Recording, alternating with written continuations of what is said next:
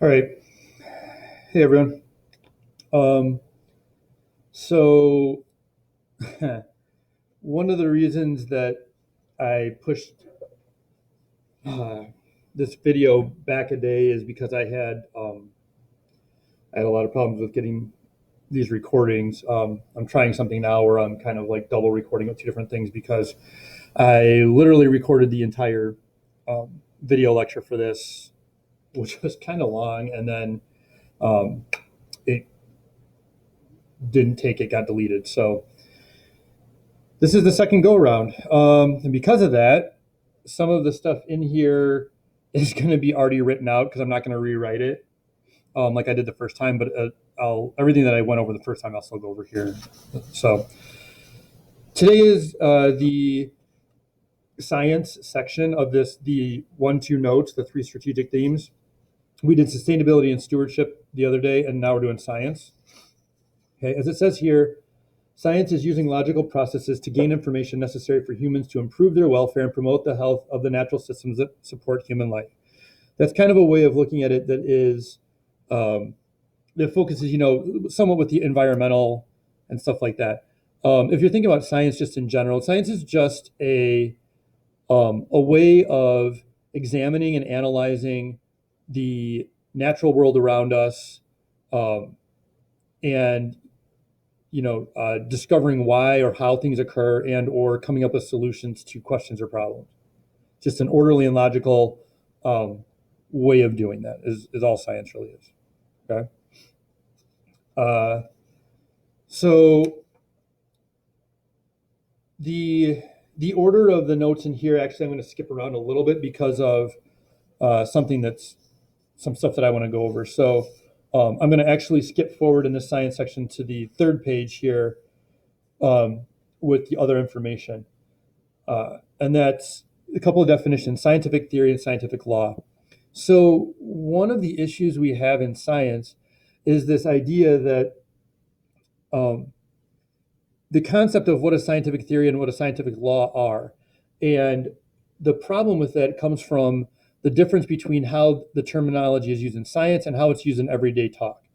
So, if we start with a law in everyday talk is like a rule or um, some kind of uh, a rule or a guideline that needs to be followed type of idea, right? And that is a little different than how we use the term law in science. Not a ton, but um, but in terms of like why it's called a law, it is somewhat different. So in science, a scientific law, or sometimes it'll be called a natural law, so I put natural there, is a description of a natural occurrence or event. It tells what occurs, the description. All right. So, for example, the law of gravity. It's the law of gravity, not because it's like, oh, we know, it's a law if it's 100% true. If it's a theory, it's not. Like, no, it's not really. It's the law of gravity because it says that any two objects containing mass will exert an attractive force upon each other. It describes the natural occurrence event. It would be the theory of gravity if it told us why or how that occurred, the gravity actually worked. Okay.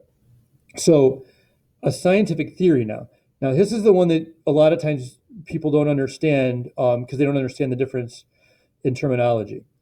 If we use the term theory in our everyday speech, so for example, if I said, um, I have a theory about why the video got screwed up the first time. Okay. Um, what does that mean? Or what are we saying? What am I saying then? I'm basically saying that I have a good idea, maybe like an educated guess, a concept about why something happened, maybe an idea or concept. So think about that idea, maybe a good guess, educated guess type of thing. What is that? What is that? If that's the definition, what's the term in science that has that description? It's a hypothesis, right? So um, the way that we use the term theory in everyday or normal everyday language and speak, we use it as in science, we use it as if it were a hypothesis. We have a hypothesis about something, okay? In science, a scientific theory, is a well-tested explanation for any natural occurrence or event. It tells why or how. So a lot of times the confusion comes in. People think that a scientific theory is the same way that we use theory in everyday speak, which means, well, they don't really know. They've got a good guess. It's a educated idea, but they're not really sure. It hasn't really been studied very much, or they don't have a lot of evidence back. No, none of that's true. A scientific theory is very well tested and has a lot of data and evidence backing it up. The reason it's a theory is because it tells why or how something occurs. So a law describes what, a theory explains why or how. That's the difference. So it's the theory of evolution, not because there's not a lot of evidence backing it up, not because there hasn't been very well tested. It's the theory of evolution because it explains why and how evolution of species occurs. Okay, it would be the law of evolution if it just described the occurrence. That's the difference. A theory must be tested many times by different scientists in order to be accepted as a theory. It has to be very well tested over and over again and have lots of data and data and evidence backing it up. You can't just come up with an idea and all of a sudden it's a scientific theory. It doesn't work like that. Okay. So I hope you learn a lot from this semester, but there are some things that I hope really stick with you versus others. This is one of them, because even if you don't do anything in a science career in the future, it's important to understand the terminology when it's used, so that way when you hear information about science and stuff like that coming out, you understand what the terminology means and how it's being used, so you can make educated decisions on if they're using that kind of stuff in policy, whether it's like voting for stuff or whether it's those type of things. Like, you need to be educated on that terminology so you understand what it really means. Okay. All right, we'll do the junk and sound science in a little bit. I'm going to go back to the beginning of the science section here on the second page. So again, normally this is sort of difficult for me because unfortunately, like a lot of things that we do in our class, I usually try to do it discussion based. So I'll throw something out to you and have you either brainstorm or come up with ideas or ask questions or whatever, and it'll kind of be a back and forth. Unfortunately, with the remote learning, I don't have that ability. So it might feel a little fragmented. I apologize. It feels a little awkward or fragmented because I'm just going to essentially be giving you the information that normally I would be kind of having you explore concept-wise and discuss with me. So controversies in science is one of them. Usually I would have you guys brainstorm 2 or 3 things that you think of as controversies in science. So I came up with a list here, and it's by no means a complete list. It's what I could kind of come up with off the top of my head. There's a bunch more, and if I spent more time, I could come up with more. But of controversial topics in science, so evolution, creation of the universe, stem cell research and usage of it, vaccines, GMO, which are genetically modified organisms, climate change, animal testing, and pharmaceutical drug testing. All right, so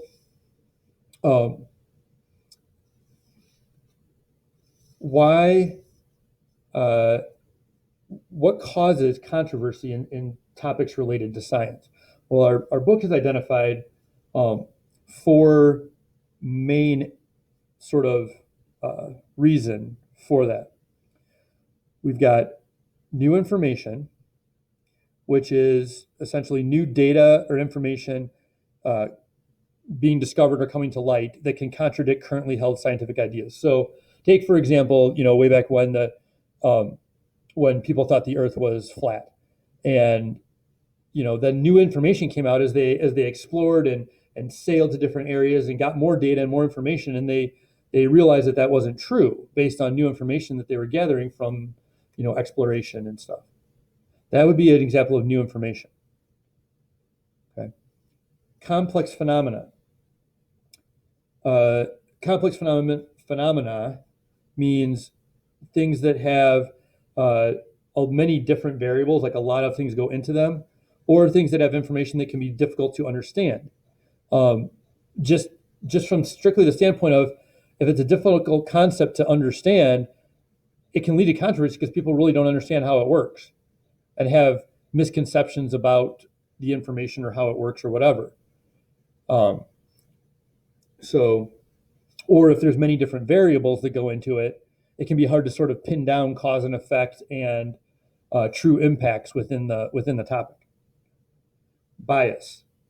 Now, bias generically, bias typically has a negative connotation. Like, being biased, the way it's typically used in everyday talk is a negative thing. Like if somebody says you're biased about something, that's a negative. And the reason it's negative is because bias implies that you're not objective, meaning you have, like it says here, one or more parties involved has a reason to prefer one side of the argument over another, and there it is, not objective. I didn't realize I had it in the definition there. Basically, what that means is you're not one. Well, I keep on saying you. One or more of the parties involved in the controversy or whatever isn't looking at something with an open mind, isn't really analyzing it for what the information and the data says. They already go into it having an idea in their head or a reason to pick a side, and then they're looking for things to either agree with them or trying to twist things to agree to support that side. And that can lead to controversy, obviously. Okay. And the last one is subjective values. These are cases where data or information may be interpreted vaguely and or value judgments may be used. So what does that mean? Well, that is like, let's say, trying to think of sort of an example, like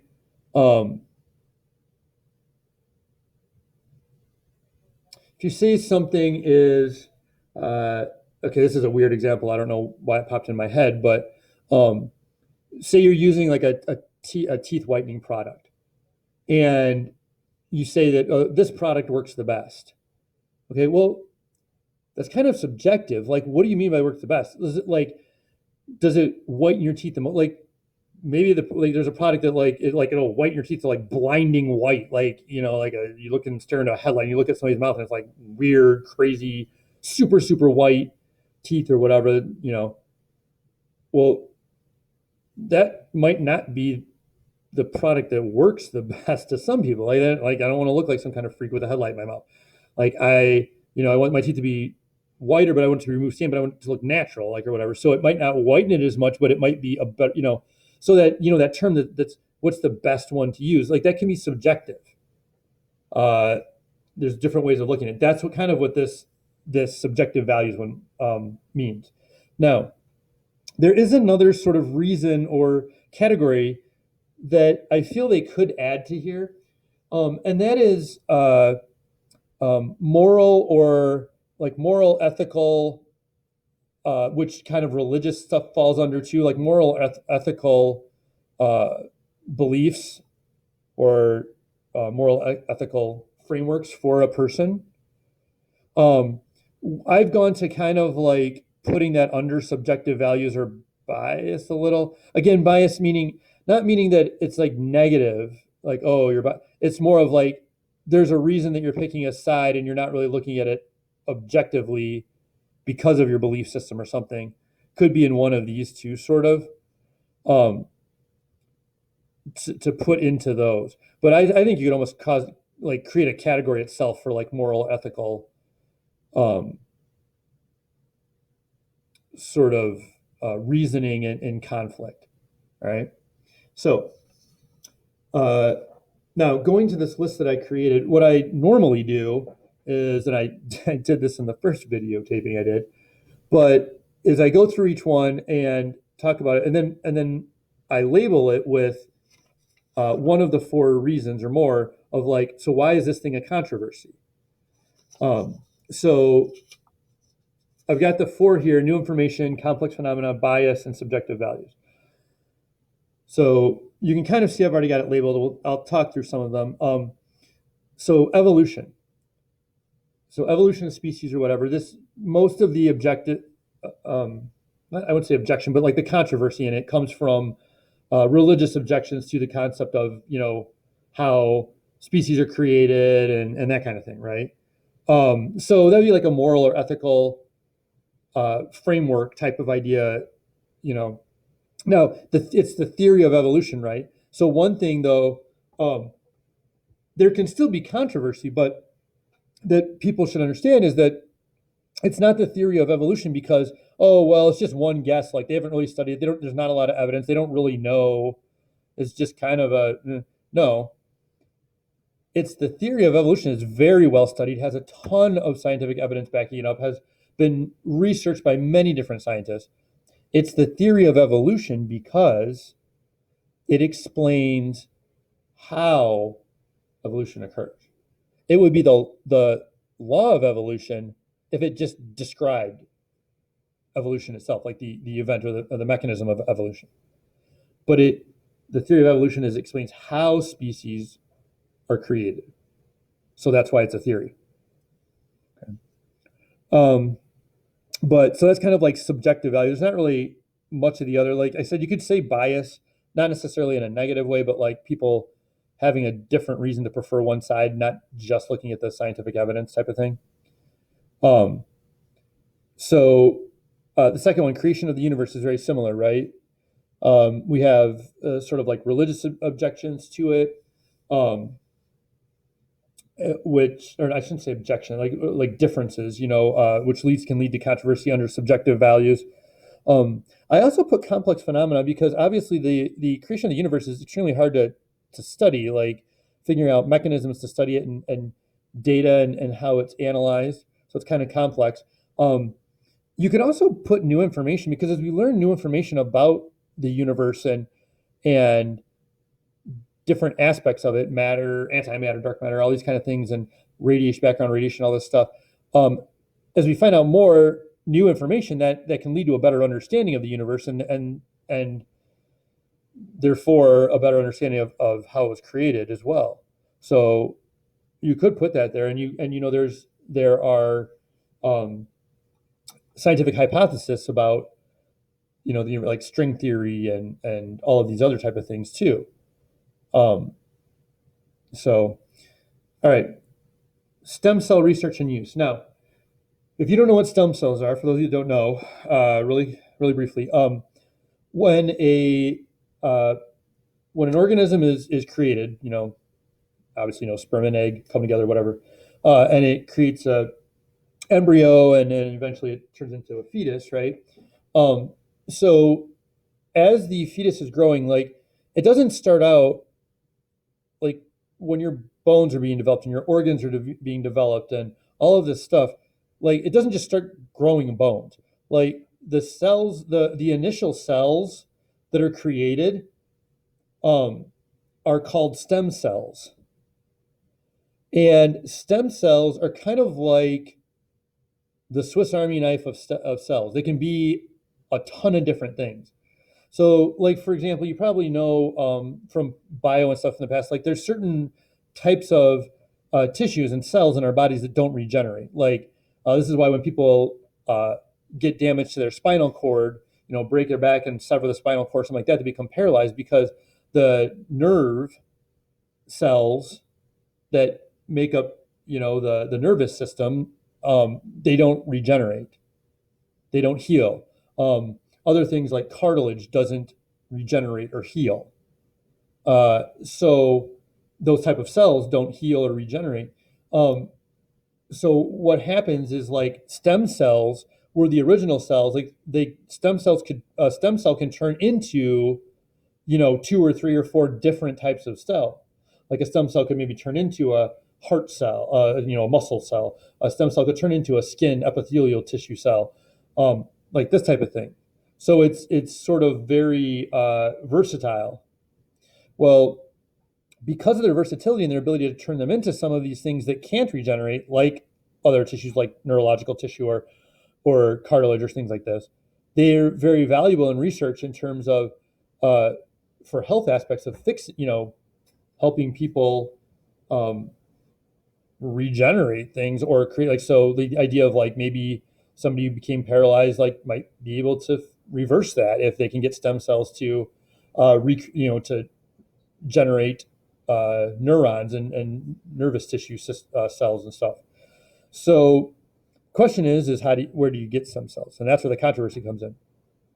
Stem cells occur in fetuses and stuff before they become specialized, right? Well, how do you get that stem cell tissue then? One of the ways is from aborted fetus tissue. And now I have not done enough research into this. I don't know one way or the other. Some of the I know that some of the stem cell research, the lines of the stem cells came from like aborted fetal tissue and stuff. Now, what I don't know is I don't know if the term abortion we refer to it as like somebody going and terminating a pregnancy or whatever. But like technically, the like you could have a natural abortion. Like if the fetus dies for one reason or another, a complication or whatever, obviously before the baby, baby's born or whatever, that's technically it's a naturally aborted pregnancy, but it's so I don't know if the aborted fetus tissue lines came from, uh, actual what we would think of as like decision, like a person's decision making abortion, or if it came from a natural aborted. I honestly don't really know. I'd have to do more research, or somebody had to do more research if they wanted to know that. But some of the stem cell lines came from that, and so there's some people obviously like with religious or just moral, ethical. Uh, they have a you know they think that's immoral or whatever to use it from that. I do not. I'm not saying that one way or another. Um, I'm just kind of laying out the reason that the controversy is there. Okay, and now there's other ways you can get stem cells too that they've gotten some lines from. Like for example, you can get some stem cells from like the umbilical cord and other tissue within the like embryonic sac, stuff like that. I believe, but I'm pretty sure you can get it from the umbilical cord and stuff. But I know some of the lines are from that. So I just mark that as like a subjective value. Okay. Um, Vaccines. That's another one that that's vaccines is a hot button. It's one of my triggers about it. Just because there's there's a lot of misinformation and lack of understanding and a lot of the stuff that people point to. For example, the initial quote unquote study, I'm using air quotes there, that led to the idea that vaccines are linked to autism has actually been proven uh, not only false, it's been debunked and it was proven that the guy who did that was a total fraud, and it's been retracted and proven multiple times to be false. But people still go back to that as if it were evidence and stuff. Um, and so the the impact of the impact of the safety of vaccines. So again, I put subjective values on that from some of that argument, but to be honest, like I don't know if it really is subjective values. Like vaccines, there's no real like religious or moral objection to vaccines, really that I know of. Um, it's more of a uh, it's more of a thing of people sort of. So I actually, and I didn't even put this down here, but to be honest, um, I would put maybe as bias too, like just people having an opinion and not really being objective about it or understanding it. And I also put complex phenomena on that a little bit because uh, there are uh, with the vaccines, like there is some. I don't think it's super complex, but it can be for some people. For example, the idea that the vaccine can that you can catch the virus or whatever from the vaccine, totally false. And I'm not just talking about COVID. I'm talking about like flu shot, whatever, like that kind of stuff. You cannot catch it because it's not the virus. And people are like, oh, well, it's like a, it's like a virus, but it's like, so if you get like live virus, like, no, they're, they don't, it's not a live virus. They don't do that. It's not how it works. They're inactive versions of the virus. Now, inactive could mean, it doesn't mean dead. It means inactive. It means it, for one reason or another, it's either a fraction or a part of a virus, or it's somehow been altered so it's not an active virus or whatever, but it cannot turn into a live virus by accident or by on purpose or any other way. It's inactive, either fragment or portion or whatever. And people misunderstand. So like people be like, well, I got the flu shot, and then for 3 days later, my whole body ached, and I got I had a temperature and stuff. So the flu shot gave me the flu. No, it's totally false. What happened is this: the flu shot and other vaccines work on the concept of they um, they cause your body to have an immune response. Essentially, it wakes up your body's immune system, and your body's immunity system goes to war or prepares for war against a virus. What happens is when your body starts ramping up for that war to fight off whatever comes in, it produces antibodies. And we know this is the purpose of the vaccine, is to produce antibodies. So if you got exposed to the virus later, your body's already ramped up production, already knows how to fight it and defeat it before you get sick. Or it could even, you might still get somewhat sick and then just lessen the effects of it too. It depends. Okay.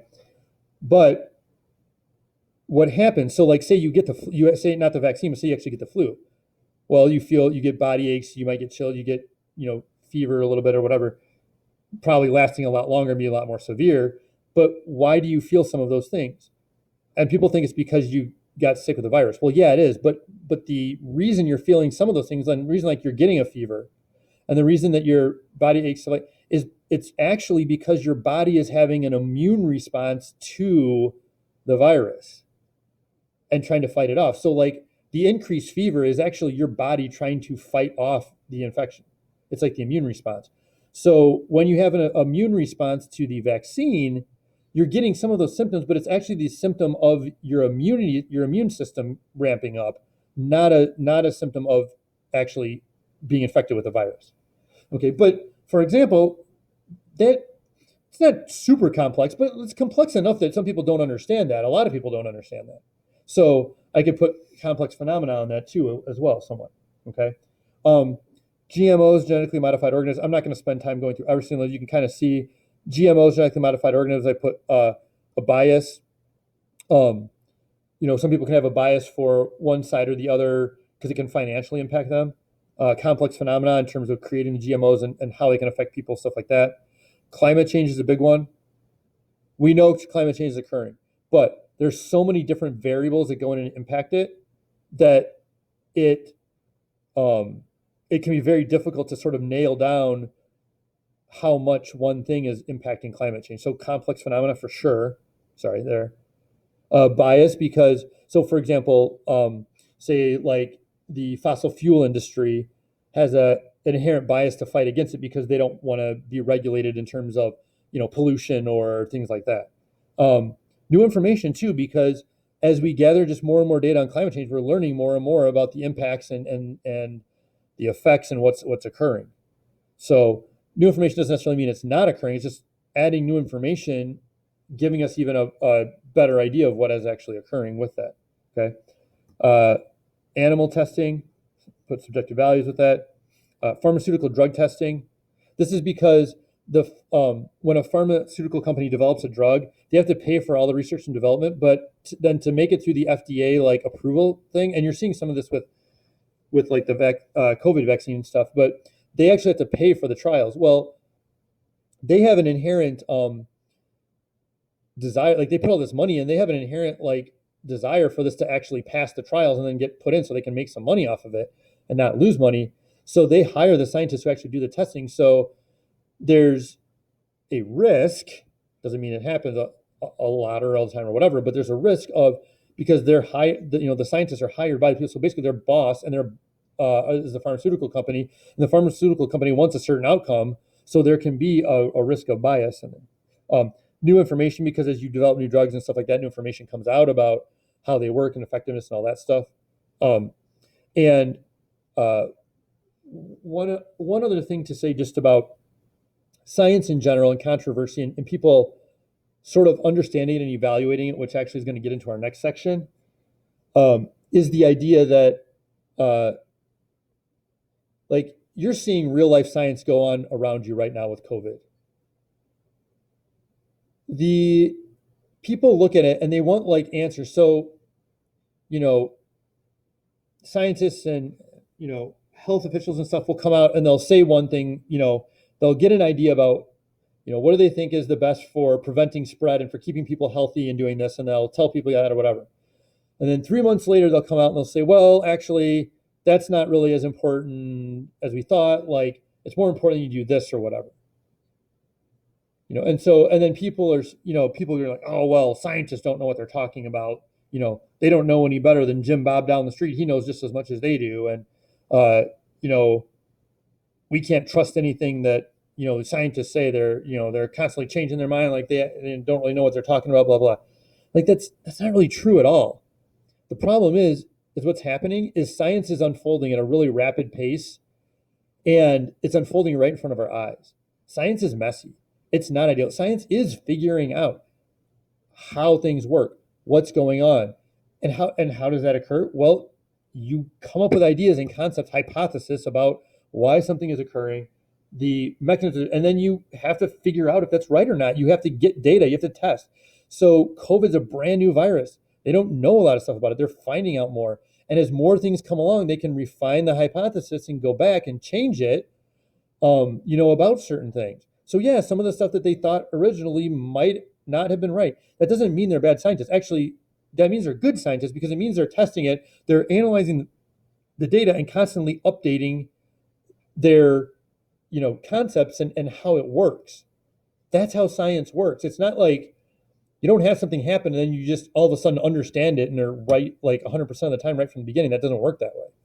So people really have to sort of get an understanding of how science works and understand that, the more data we gather, the longer this is around, the more data we gather, the more, things we test out, the more stuff that comes around that we can observe and whatever, that's going to help give us a better idea of what's going on and what's happening and how to fight it. And so, yeah, it's messy. It's not neat. And you're going to be, people are going to be wrong sometimes. It doesn't mean they're bad scientists, and it doesn't mean they don't know what they're doing. Okay. All right. We're already at like over 30 minutes here. So I'm going to stop here, and I'll do a separate video for the evaluating science information. That'll be a shorter one. Okay. So thanks for hanging in there with me, and I will talk to you guys later.